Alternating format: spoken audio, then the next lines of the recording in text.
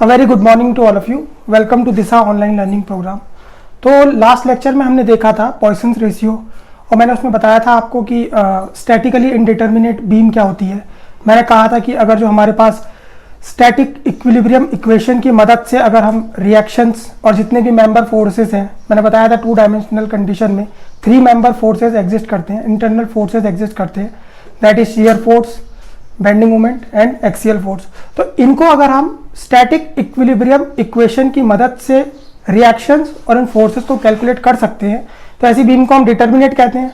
और अगर हम नहीं कैलकुलेट कर सकते हैं, मीन्स इक्वेशन एक आ जाती है हमारे पास, वेरिएबल एक से ज़्यादा आ जाते हैं, तो इसके लिए हम एक दूसरी इक्वेशन का यूज़ करते हैं, उसको हम बोलते हैं कंपैटिबिलिटी कंडीशन।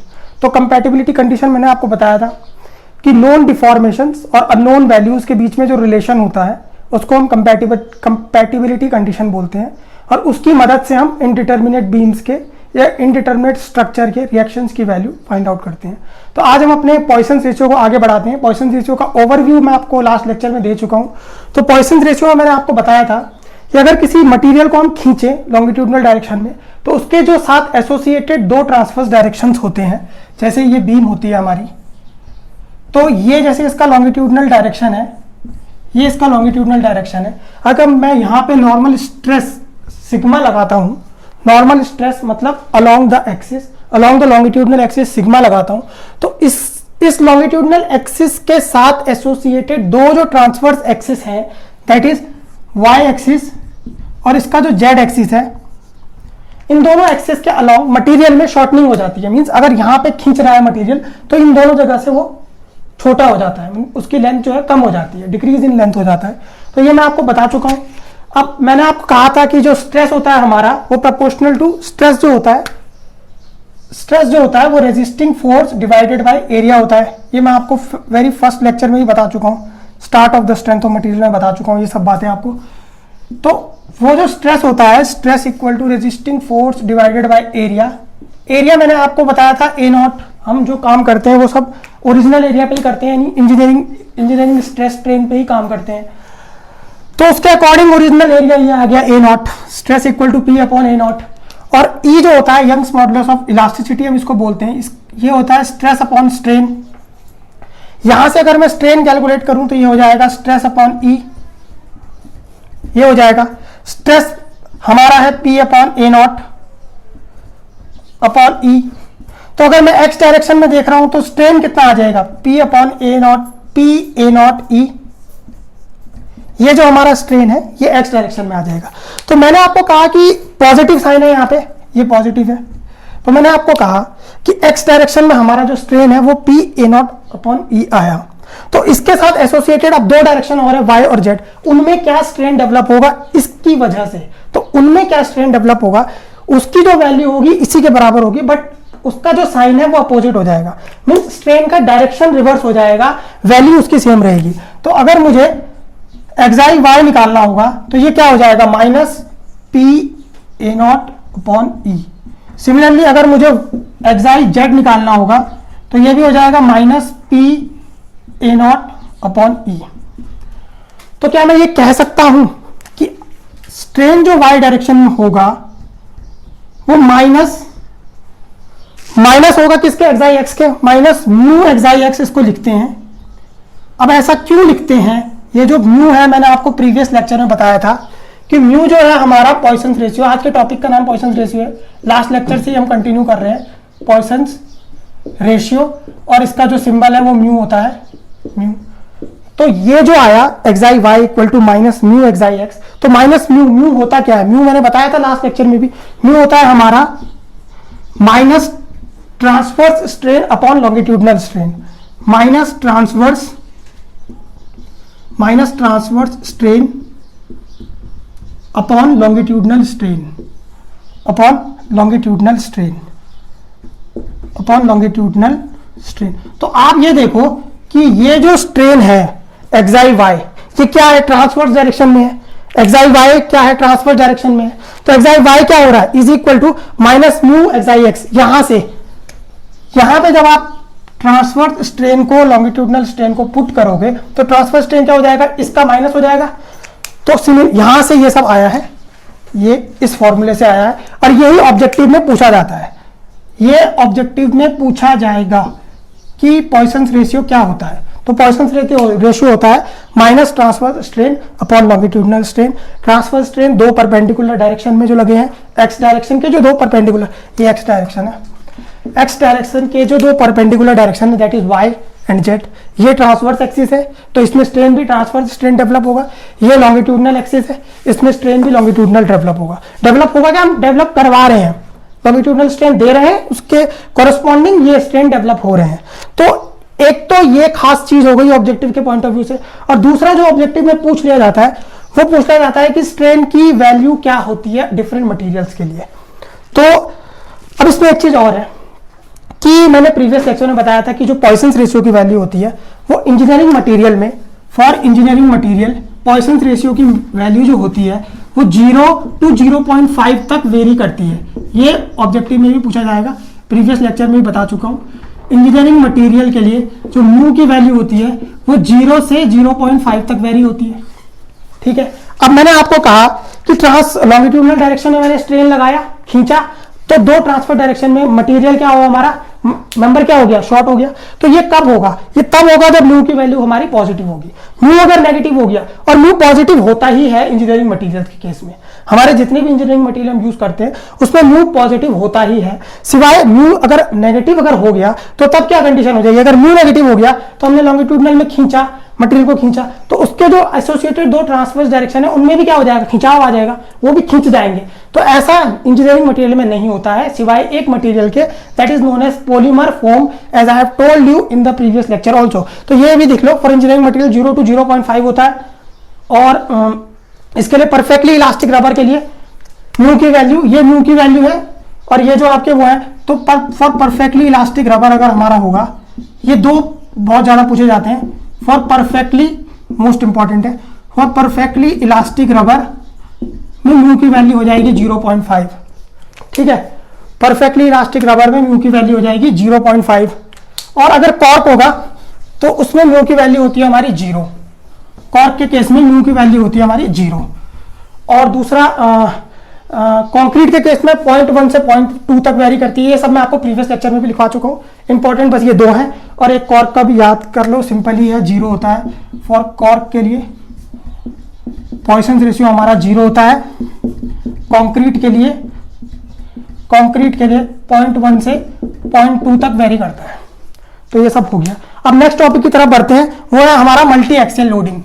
अब मल्टी एक्सियल लोडिंग क्या होती है, मैं आपको बताया था कि दो तरह के स्ट्रेसेस डेवलप होते हैं, नॉर्मल स्ट्रेस और शियर स्ट्रेस। ये सब मैं आपको बहुत अच्छे तरीके से अपने लेक्चर्स में, प्रीवियस लेक्चर में सब कुछ ढंग से बता चुका हूं। तो दो स्ट्रेस डेवलप होते हैं मल्टी बॉडी में, मेंबर में अगर हम काटें कहीं पे तो दो स्ट्रेस दिखते हैं हमें, normal stress, shear stress. Finally ये सब बता चुका हूं। तो मल्टी एक्सियल लोडिंग में क्या है, मल्टी एक्सियल लोडिंग,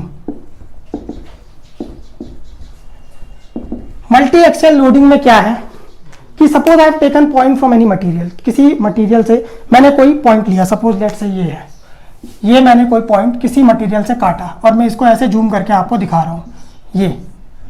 तो इसमें जो स्ट्रेसेस डेवलप होंगे दो होंगे, नॉर्मल स्ट्रेस, शियर स्ट्रेस। मैं यहाँ पे ले रहा हूँ नॉर्मल स्ट्रेस, एक्स डायरेक्शन में सिग्मा एक्स, वाई डायरेक्शन में सिग्मा वाई, और जेड डायरेक्शन में सिग्मा जेड। ये तीन स्ट्रेस डेवलप हुए।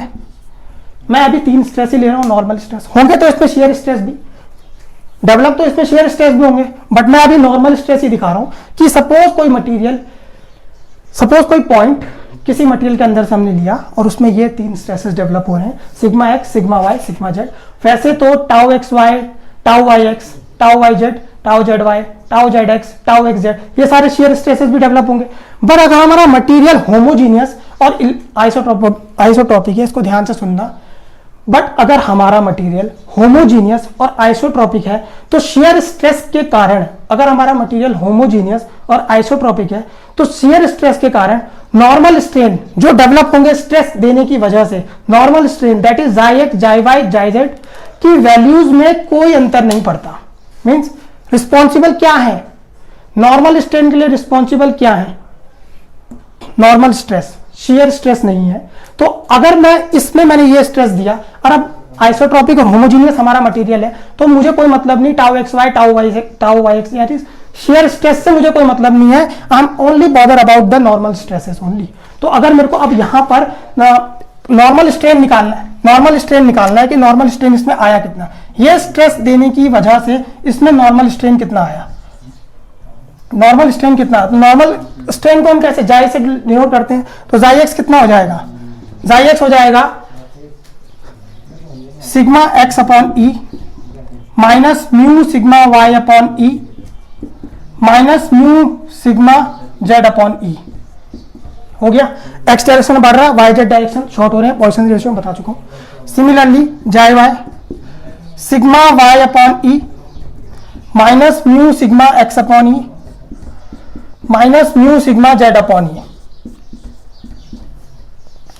X I z equal to क्या हो गया, sigma z upon E, sigma z upon E minus mu sigma x upon E minus mu sigma y upon E.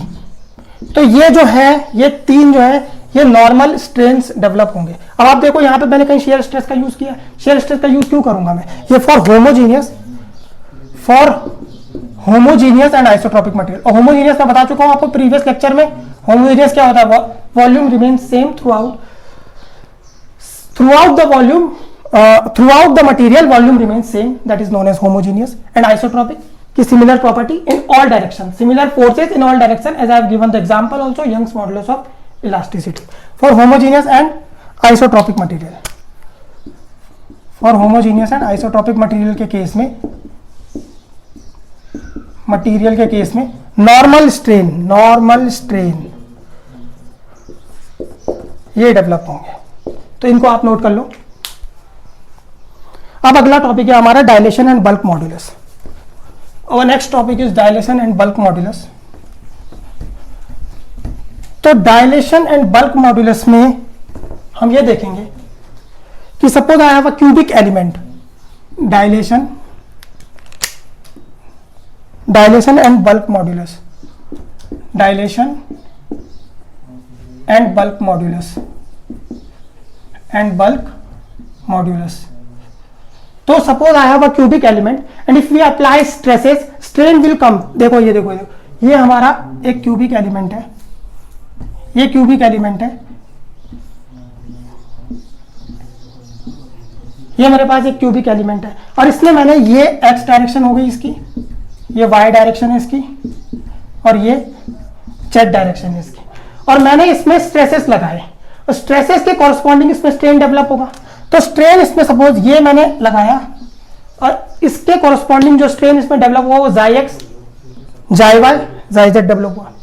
तो जब मैंने इस पर स्ट्रेन लगाया तो इसके मतलब लगाया स्ट्रेन लगाया तो कुछ इसके चेंजेस भी तो आएंगे, इसके पैरामीटर्स का जो डायमेंशन है उसमें कुछ चेंज आएगा, मीन चेंज इन लेंथ हो जाएगी। तो इसका साइज जो है बड़ा हो जाएगा, स्ट्रेस लगाया स्ट्रेन आया उसके कॉरस्पॉन्डिंग, तो इसका साइज जो है थोड़ा बड़ा हो गया। ये देखो आप, तो ये अब सपोज थोड़ा सा ही बड़ा हुआ है, ज्यादा बड़ा नहीं हुआ है, बहुत थोड़ा सा बड़ा हुआ है, ये ऐसे हो गया, इसको बड़ा समझना आप, ये बड़ा हो गया ऐसे, ये तो इसके जो एक्स डायरेक्शन के कॉरस्पॉन्डिंग अब इसमें स्ट्रेन डेवलप होगा, थोड़ा ज्यादा है, मतलब चेंज हो गया। पहले जाई एक्स था, अब सपोज 1 प्लस जाई एक्स हो गया। ये इसकी लेंथ है 1, ये 1, ये 1, पहले 1 था, इसकी जो डायमेंशन थी पहले 1 थी, अब हमने इस पर स्ट्रेस लगाया तो थोड़ा बढ़ गया। तो सपोज एक्स डायरेक्शन में बढ़ गया 1 plus xi x, Y direction में बढ़ गया 1 प्लस जाई वाई और जेड डायरेक्शन में बढ़ गया 1 प्लस जाई जेड। ये इन तीन डायरेक्शंस में स्ट्रेन जो है हमारा डेवलप बढ़ चुका है। पहले 1 था इसका ये वाला साइड, ये वाला साइड भी 1 था, क्यूबिक एलिमेंट है, हमने 1 1 1 1 लेंथ इसकी ले रखी है, 1 मीटर क्यूब, एक लेंथ। ये भी इसकी वाई एक्सिस के अलोंग भी वाई 1 लेंथ है, 1 है यूनिट लेंथ है, मीटर सेंटीमीटर कुछ भी हो, 1 यूनिट लेंथ है इसके, इसमें वाई में भी और जेड में भी दोनों डायरेक्शन में 1 1 है। हमने इस पर स्ट्रेस लगाया, थोड़ा साइज बढ़ गया और वो अब स्ट्रेन जो हो गया, पहले 1 था, अब 1 प्लस जाई एक्स हो गया, 1 plus xi Y, 1 plus xi z, ये तीनों हो गया। ठीक है, अब स्ट्रेन क्या होता है, change in length upon original length. तो अगर मैं आपसे पूछूं कि इसमें स्ट्रेन क्या डेवलप हुआ होगा, तो स्ट्रेन क्या होता है, change in length upon original length. ये स्ट्रेन होता है change in length upon original length. तो चेंज क्या आया इसकी लेंथ में, change in length upon original length. तो चेंज क्या आया इसकी लेंथ में, एक्स के corresponding 1 plus xi x, Y के कोरस्पॉन्डिंग 1 प्लस जाई वाई और जेड के 1 प्लस जाई जेड। तो स्ट्रेन अगर मैं एक्स डायरेक्शन में कैलकुलेट करूं तो स्ट्रेन इन एक्स डायरेक्शन क्या होगा, स्ट्रेन इन एक्स डायरेक्शन क्या होगा 1 plus xi x change in length upon original length 1। Strain in y direction क्या होगा 1 plus xi y upon 1। Strain in z direction क्या होगा 1 प्लस जाई जेड अपॉन 1। ये strain होगा। तो अब मेरे को कैलकुलेट करना है कि इस पे वॉल्यूम कितना चेंज हुआ। तो वॉल्यूम चेंज को हम बोलते हैं xi y, that is also known as volumetric strain. Volumetric strain होता है change in length upon original volume. अब ये सब तो इसके चेंज आ गए स्ट्रेन में, मुझे निकालना है जाई वाई। जाई वाई होता है हमारा volumetric strain, this is known as volumetric strain. तो वॉल्यूमेट्रिक स्ट्रेन मैंने बोला change in volume upon original, change in volume upon original volume. तो चेंज इन वॉल्यूम क्या हुआ, चेंज इन वॉल्यूम क्या हुआ final volume minus initial volume. तो final volume क्या हो गया 1 plus xi x into 1 plus xi y into 1 plus xi z. ये क्या है final volume minus initial volume minus 1 into 1 into 1, ये हो गया। अब ओरिजिनल वॉल्यूम क्या है, जाई होता क्या है volumetric strain change in volume delta we upon original volume. Change in volume क्या है final volume minus original volume upon original volume. तो ओरिजिनल वॉल्यूम क्या है 1 1 1, तीनों का प्रोडक्ट 1 इंटू 1 इंटू 1, ये हो गया। यहां तक कोई दिक्कत तो नहीं होगी आपको। अब अगर वॉल्यूमेट्रिक स्ट्रेन में निकाल रहा हूं तो उसका कितनी वैल्यू आएगी, जाई वाई क्या हो जाएगा, जाई वाई क्या होगा यहां से जाई एक्स प्लस जाई वाई, ये बचपन में पढ़ा होगा गणित में, जाई x plus xi Y plus xi Z plus xi x जाई वाई प्लस जाई वाई जाई जेड प्लस जाई जेड जाई एक्स, ये गणित में पढ़ा होगा बचपन में। ये हो गया अपॉन 1, 1 तो कट गया, मतलब 1 है लिखो ना लिखो बात एक ही, अपॉन 1, ठीक है ये हो गया। तो अब अगर मैं वॉल्यूमेट्रिक स्ट्रेन आपसे पूछता हूं वॉल्यूमेट्रिक स्ट्रेन, तो हमारा जो वॉल्यूमेट्रिक स्ट्रेन होता है वो होता है जाई x plus xi Y plus xi Z. अब आप पूछोगे कि सर आपने ये सब क्यों नहीं लिखा जाई एक्स जाई वाई, तो होता ऐसा है कि हम इस पूरे टर्म को कहां गया, इस पूरे टर्म को हम क्या करते हैं नेग्लेक्ट कर देते हैं, नेग्लेक्टिंग दिस होल टर्म, इस पूरे टर्म को हम नेग्लेक्ट कर देते हैं। ये जो टर्म है neglecting this term, we neglect this term, neglecting this term. अब क्यों नेग्लेक्ट करते हैं, ये रीजन ये आपके मन में आ रहा होगा कि इसको नेग्लेक्ट क्यों करते हैं, नेग्लेक्टिंग दिस टर्म। तो रीजन बीइंग हमने डिफॉर्मेशन बहुत छोटा माना है, मैंने कहा था डिफॉर्मेशन हुआ है बॉडी में बहुत छोटा माना है। तो डिफॉर्मेशन बहुत छोटा माना है तो ये जो स्ट्रेन डेवलप हुआ होगा वो भी बहुत कम हुआ होगा, स्ट्रेन इज वेरी स्मॉल। तो अगर दो स्मॉल क्वांटिटी का मल्टीपल करें तो वो बहुत छोटा होता है, दो स्मॉल क्वांटिटी और भी छोटा। तो जब दो स्मॉल क्वांटिटी का हमने मल्टीपल यहां पे कर दिया तो ये और भी छोटा, इसलिए हमने इसको टर्म को ही नेग्लेक्ट कर दिया और हमने जाई वी लिख दिया, जाई x plus xi Y plus xi Z. तो एक तो वॉल्यूमेट्रिक स्ट्रेन का फॉर्मूला ये हो गया, but this formula is not the versatile formula, not asked in the question. Objective question में ये नहीं पूछा जाता है, पूछा जाता है दूसरा फॉर्मूला होता है, ये भी एक भी होता है ये भी, बट ये पूछा नहीं जाता। और इसमें एक चीज और बताना मैं भूल गया आपको कि ये सब डिराइव करने पे मैंने कहीं पे ये लिखा कि हमारा स्ट्रेस प्रोपोर्शनल टू स्ट्रेन है, ऐसा कोई एजम्पशन लिया तो इसका मतलब ये हुआ कि ये जो जाई वाई है, ये जो वॉल्यूमेट्रिक स्ट्रेन है, ये इलास्टिक और इनइलास्टिक दोनों कंडीशन में एप्लीकेबल है। तो अब जो एग्जाम में पूछा जाता है जाई वाई वॉल्यूमेट्रिक स्ट्रेन, वो क्या पूछा जाता है, वो ये पूछा जाता है कि पुटिंग दीज वैल्यूज, अब जाई एक्स जाई वाई जाई जेड की जगह हम वैल्यूज पुट कर देंगे जो हमने अभी पहले निकाली थी। तो जाई एक्स जाई वाई जाई जेड की जगह वो वैल्यूज हम पुट कर देंगे। तो जाई वी वॉल्यूमेट्रिक स्ट्रेन क्या हो जाएगा, ये मैंने क्या निकाला था, xi x sigma x upon E minus mu sigma y upon E minus mu sigma z upon E. ये क्या निकाला था, sigma y upon E minus mu sigma x upon E minus mu sigma z upon E. ये क्या निकाला था, sigma z upon E minus mu sigma x upon E minus mu sigma y upon E. तो now putting all these values of xi x, xi y, xi z here, we will get the final value volumetric strain, which is the versatile formula and also asked in the examination, is equal to sigma x plus sigma y plus sigma z minus, ये calculate करके आया sorry into 1 minus 2 mu upon E. तो objective में ये पूछा जाएगा, this they will ask in the objective. ठीक बात हो गई। और ये वैलिड है लीनियरली इलास्टिक कंडीशन में। ठीक है, अब एक चीज और देखिए, ये तो था डायलेशन। स्ट्रेस कुछ इस तरह से लग रहे हैं कि स्ट्रेस की वैल्यू ही सेम है। ये क्यूबिक एलिमेंट है, स्ट्रेस इस तरह से लग रहे हैं सिग्मा कि स्ट्रेस की वैल्यू सेम है। ये भी सिग्मा लग रहा है, ये भी सिग्मा लग रहा है, ये भी सिग्मा लग रहा है, तीनों सिग्मा लग रहे हैं। एक्स एक्सिस पे भी सिग्मा, वाई एक्सिस पे भी सिग्मा, जेड एक्सिस पे भी सिग्मा। तो जाहिर भी क्या हो जाएगा, वॉल्यूमेट्रिक स्ट्रेन क्या हो जाएगा, 3 sigma into 1 minus 2 mu upon E. ये वॉल्यूमेट्रिक स्ट्रेन हो जाएगा अगर स्ट्रेस है। तो ये भी ऑब्जेक्टिव में पूछ लिया जाता है। ऐसा ऑब्जेक्टिव में क्वेश्चन बना के दे देंगे और वॉल्यूमेट्रिक स्ट्रेन पूछ लेंगे, ये वैल्यू सेम रहेगी, तो एक्स वाई जेड की जगह ये रख देंगे। This is also asked in the objective. अब बढ़ते हैं अपने नेक्स्ट टॉपिक की तरफ। बहुत ज्यादा पूछा जाता है ऑब्जेक्टिव में, वो था bulk modulus.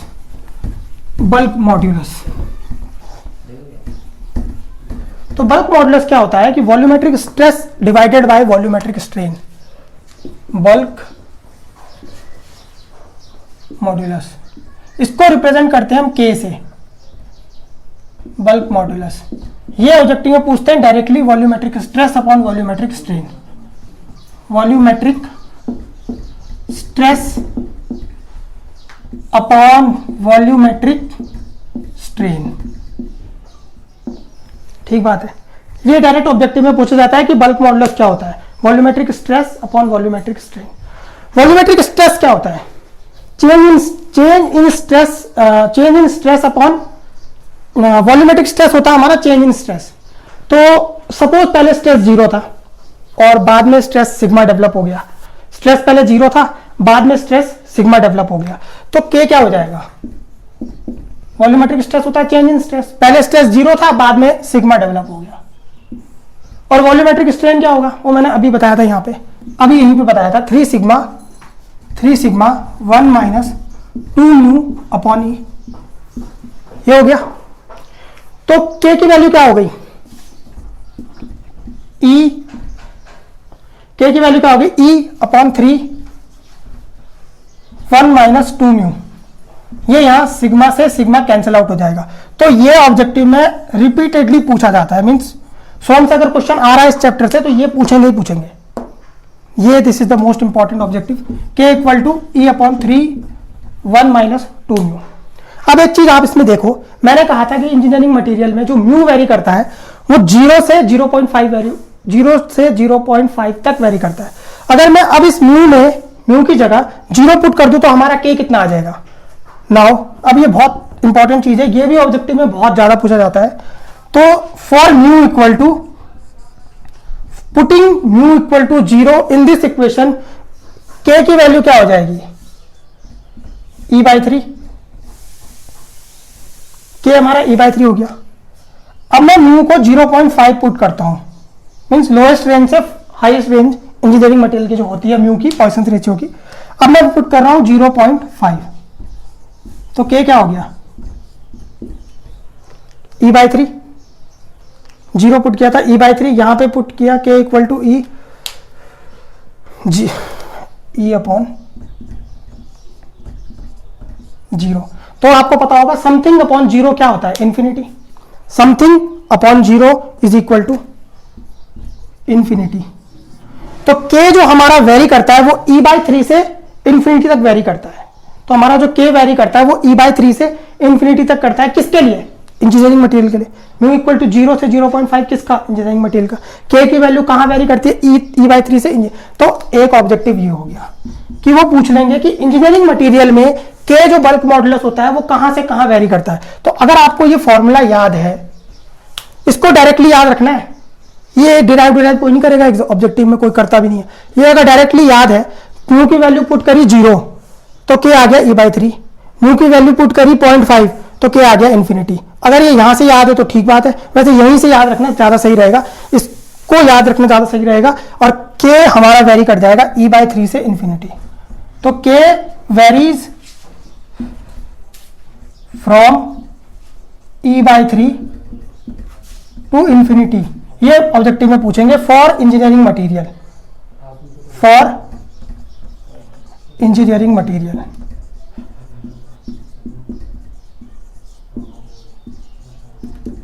For engineering material, ठीक बात है। अब मैं आपको एक चीज बताने जा रहा हूं यहां पे कि हाँ, कंप्रेसिबिलिटी पहले ये बता देता हूं। अगला टॉपिक है कंप्रेसिबिलिटी। कंप्रेसिबिलिटी होता है हमारा reciprocal of bulk modulus, means 1 upon bulk modulus is known as compressibility.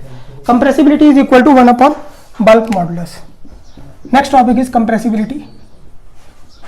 Compressibility होता है 1 upon bulk modulus, 1 upon bulk modulus.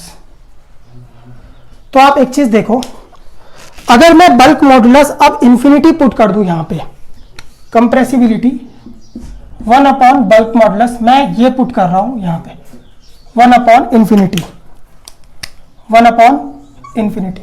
तो समथिंग अपॉन इंफिनिटी क्या होता है हमारा, 0। Something upon infinity 0, something upon infinity is equal to 0। मैंने compressibility को define किया 1 upon bulk modulus. Bulk modulus में मैंने इंफिनिटी वैल्यू पुट करी तो हमारा कंप्रेसिबिलिटी आ गया 0। अब आप ये देखो, जो हमारा के की बल्क मॉडुलस जो इंफिनिटी आया था वो कब आया था, जब हमने म्यू को कितना पुट किया था, 0.5।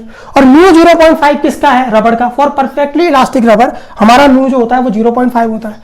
तो क्या मैं ये कह सकता हूं कि जो हमारा रबर है, परफेक्टली इलास्टिक जो रबर है, वो कंप्रेसिबल नहीं है, जबकि हमको ये लगता है कि हमारा रबर कंप्रेसिबल है। असल में वो कंप्रेसिबल नहीं है, उसकी कंप्रेसिबिलिटी 0 होती है।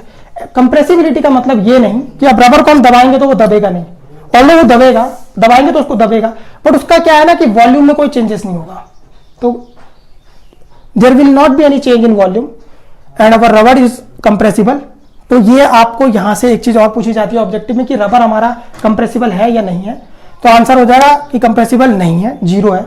ऑल्दो वो कंप्रेस होता है, ये मैं आपको बता रहा हूं कि कंप्रेस तो होता है रबर अगर कंप्रेस करेंगे, बट कंप्रेसिबिलिटी का सिग्निफिकेंस ये है कि उसमें कोई वॉल्यूम में चेंज नहीं आता है। तो देयरफॉर रबर इज कंप्रेसिबल नहीं है, इनकंप्रेसिबल है। Therefore rubber is not compressible material. तो यहां पे कंप्रेसिबिलिटी हमारी आ गई 0 for the case of rubber, ये मैंने बता दिया। फॉर ये भी ऑब्जेक्टिव में पूछा जाएगा, for perfectly elastic rubber, for ये भी ऑब्जेक्टिव में पूछते हैं, for perfectly elastic rubber compressibility is equal to 0। Compressibility, अब कंप्रेसिबिलिटी का मतलब आप क्या समझे कि उसके वॉल्यूम में कोई चेंज नहीं होगा, कंप्रेस तो होगा वो बट वॉल्यूम में कोई चेंज नहीं होगा। कंप्रेसिबिलिटी इज इक्वल टू 0, ठीक है। ये भी ऑब्जेक्टिव में पूछ लेते हैं। अब बढ़ते हैं अपने नेक्स्ट टॉपिक की तरफ, that is known as shearing strain. तो शेयरिंग स्ट्रेन मैंने आपको जब स्ट्रेन पढ़ाया था तो मैंने बताया था कि जिस तरह से दो स्ट्रेस लगते हैं, नॉर्मल स्ट्रेस, शेयर स्ट्रेस, उसी तरह से स्ट्रेन भी दो ही डेवलप होते हैं फाइनली, नॉर्मल स्ट्रेन और शेयर स्ट्रेन। तो next topic is sharing strain. Sharing strain में वो लोग कुछ नहीं पूछते हैं, बस साइन इसका थोड़ा दिक्कत कर, साइन पूछ लेते हैं कि साइन कन्वेंशन, इसका साइन कन्वेंशन देख लेते हैं, साइन पूछ लिया जाता है। तो शेयरिंग स्ट्रेन क्या होता है, ये एक मेरा मटेरियल है और मैंने इस पे स्ट्रेसेस लगाए इस तरह से, इधर पे भी और ऐसे लगाया, तो ऐसे लगाया तो पिचक जाएगा। तो पिचक के कुछ इसका जो डायमेंशन है वो इस तरह की बन गया, ऐसे और ये ऐसे पिचक गया ये ऐसे। तो ये जो एंगल है ये θ1 है और ये जो एंगल है θ2 है। तो शेयरिंग स्ट्रेन अगर मुझे कोई बोले, इसको हम रिप्रेजेंट करते हैं गामा ऐसे। शेयरिंग स्ट्रेन कोई पूछे क्या होता है, तो शेयरिंग स्ट्रेन हो जाएगा θ1 प्लस थीटा 2। अब बात आती है इसके साइन की, तो अगर मैं आपसे पूछूं कि ये एंगल क्या होगा, ये वाला एंगल क्या होगा, ये एंगल जो है वो क्या होगा, तो ये एंगल जो है π/2, ये जो एंगल है वो कितना होगा, ये एंगल जो है वो होगा π/2 plus minus gamma x y. Gamma x y क्या हो गया, अच्छा ये गामा एक्स वाई। अच्छा एक चीज और है, एक्स वाई क्यों बोला मैंने, ये जो शेयरिंग स्ट्रेन लगा है ये एक्स और वाई प्लेन के एसोसिएटेड प्लेन्स पे लगा है, देयरफॉर मैंने गामा एक्स वाई कहा है, गामा एक्स वाई कहा है θ1 प्लस θ2 को। अब मैं आपसे पूछ रहा हूं कि ये एंगल की वैल्यू कितनी होगी, तो ये जो एंगल की वैल्यू होगी ये होगी π/2 माइनस गामा एक्स वाई। π/2 तो पहले थी 90 डिग्री, अब ये प्लस ये, इसी को गामा एक्स वाई बोलते हैं, ये माइनस कर दिया तो ये भी कितना होगा π/2 माइनस गामा एक्स वाई। तो आपको दिख रहा होगा कि अब जो एंगल है वो रिड्यूस हो गया है, शेयरिंग स्ट्रेन हमने इस तरह से लगाए कि हमारा जो एंगल है वो रिड्यूस हो गया है, और जब एंगल रिड्यूस होता है तो हमारा जो शेयरिंग स्ट्रेन का डायरेक्शन है वो पॉजिटिव होता है। एंगल यहाँ पे रिड्यूस होगा π/2 माइनस गामा एक्स वाई, तो शेयरिंग स्ट्रेन का डायरेक्शन क्या होगा, पॉजिटिव होगा। तो साइन कन्वेंशन शेयरिंग स्ट्रेन के लिए इतना ही है, एंगल अगर हमारा रिड्यूस हो रहा है तो हमारा जो शेयरिंग स्ट्रेन है वो पॉजिटिव होगा। तो इस केस में अगर कोई गामा एक्स वाई पूछेगा, गामा एक्स वाई का साइन पूछेगा, तो ये क्या है, पॉजिटिव। ठीक है, ये चीज हो गई। ये ऐसे नहीं, ये ऐसे लगाया था, ऐसे लगाया तो ऐसे पिचक गया, इस तरह से लगाया था शेयर स्ट्रेस, और ये ऐसे पिचक गया था। पहले गामा π/2 था, अब ये θ1 प्लस θ2 हमने सब्ट्रैक्ट करेंगे इस एंगल को फाइंड आउट करने के लिए। θ1 प्लस θ2 गामा एक्स वाई होता है, π/2 माइनस गामा एक्स वाई, यहाँ पे भी गामा, तो एंगल क्या है, कम हो गया है, π/2 से हम कम कर रहे हैं, तो हमारा शेयरिंग स्ट्रेन क्या आ जाएगा, पॉजिटिव आ जाएगा। सिमिलरली अगर ऐसा कोई मटेरियल है, ऐसा मटेरियल है और ये शेयरिंग स्ट्रेन लगाने के बाद ऐसे हो गया है, मतलब ऐसे शेयर स्ट्रेस लगा है, ऐसे हो गया है, तो ये पूरा एंगल ही गामा एक्स वाई हो जाएगा। तो इस केस में हमारा जो एंगल है, ये जो एंगल है ये बढ़ गया है, ये एंगल कितना हो गया अब, π/2 plus gamma x y, angle बढ़ गया है। तो इस केस में हमारा जो शेयरिंग स्ट्रेन है वो नेगेटिव होगा। तो यहां पे अगर हम गामा एक्स वाई देखेंगे, शेयरिंग स्ट्रेन देखेंगे, तो ये नेगेटिव होगा। ठीक है, यहां पे एंगल रिड्यूस हुआ, फेस के जो एंगल रिड्यूस हुआ, यहां पे एंगल बढ़ गया, नेगेटिव पॉजिटिव। तो हमारा जो नेक्स्ट टॉपिक है अब वो है मॉड्यूलस ऑफ इलास्टिसिटी। तो अब मॉड्यूलस ऑफ इलास्टिसिटी देख लेते हैं, ये भी ऑब्जेक्टिव के पॉइंट ऑफ व्यू से बहुत इंपॉर्टेंट है, मॉड्यूलस ऑफ इलास्टिसिटी। और एक होता है मॉड्यूलस ऑफ रिजिडिटी, दो चीजें होती है। तो मॉड्यूलस ऑफ इलास्टिसिटी जो होता है हमारा, डायरेक्ट फॉर्मूला पूछते हैं एग्जाम में, ऑब्जेक्टिव पेपर में, मॉड्यूलस ऑफ इलास्टिसिटी होता है normal stress upon normal strain. अब मुझे बताने की जरूरत नहीं है नॉर्मल स्ट्रेस क्या होता है, नॉर्मल स्ट्रेन क्या होता है, ये मैं बहुत अच्छी तरीके से बता चुका हूँ। Modulus of elasticity, normal stress upon normal strain, normal strain, पहला तो ये। दूसरा है modulus of rigidity, modulus of rigidity. तो मॉड्यूलस ऑफ रिजिडिटी है shear stress upon shear strain, shear stress upon shear strain. तो शियर स्ट्रेस आपको पता है किससे रिप्रेजेंट करते हैं, टाउ से, और शियर स्ट्रेन मैंने अभी बताया किससे रिप्रेजेंट करते हैं, गामा से। ये नॉर्मल स्ट्रेस आपको पता है किससे है, सिग्मा। नॉर्मल स्ट्रेन आपको पता है एक्साई, ये। तो ये दो ऑब्जेक्टिव में पूछ लेते हैं। अब बढ़ते हैं अपने नेक्स्ट टॉपिक की तरफ। मैं अब आपको बताने जा रहा हूं curve of shear stress versus shear strain. Normal stress versus normal strain हम करा चुके हैं माइल्ड स्टील के केस में। अब देख लेते हैं कि shear stress versus shear strain का कर्व कैसे बनता है।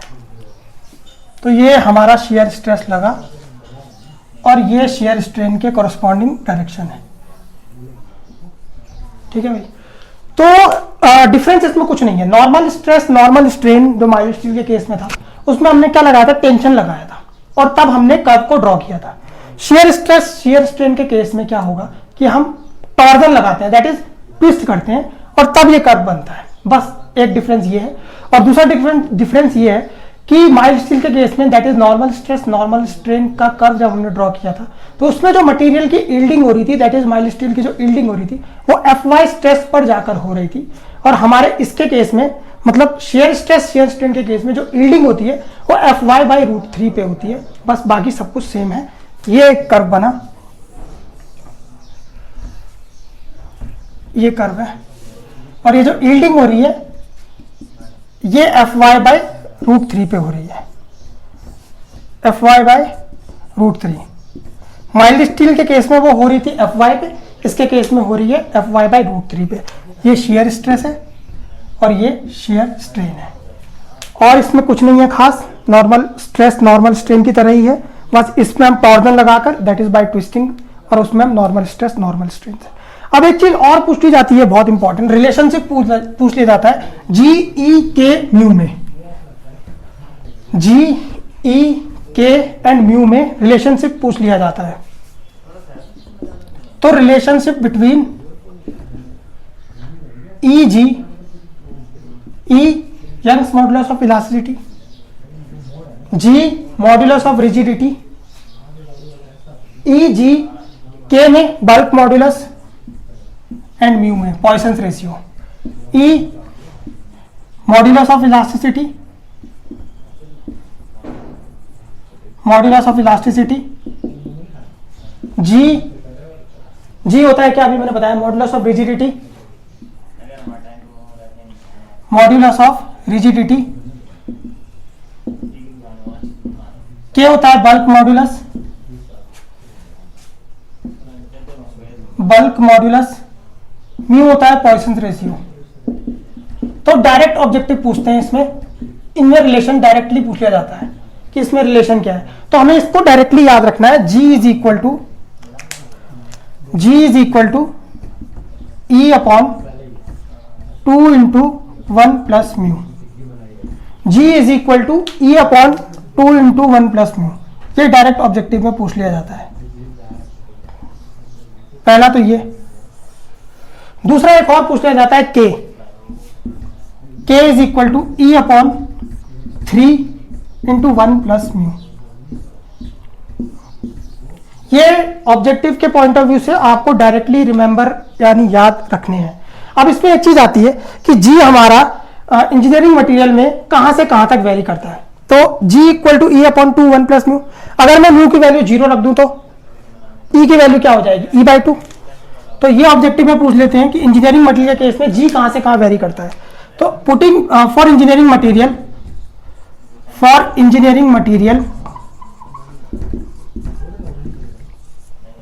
G जो वेरी करता है फॉर म्यू इक्वल टू 0 अगर हम पुट करते हैं तो ये क्या हो जाएगा, E/2।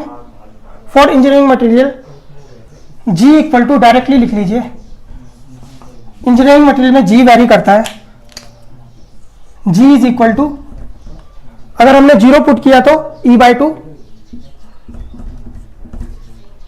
2, अगर हम 0.5 रखते हैं, अगर 0.5 इसको रखते हैं तो ये हो गया G हो जाएगा हमारा E/3, 2E/3।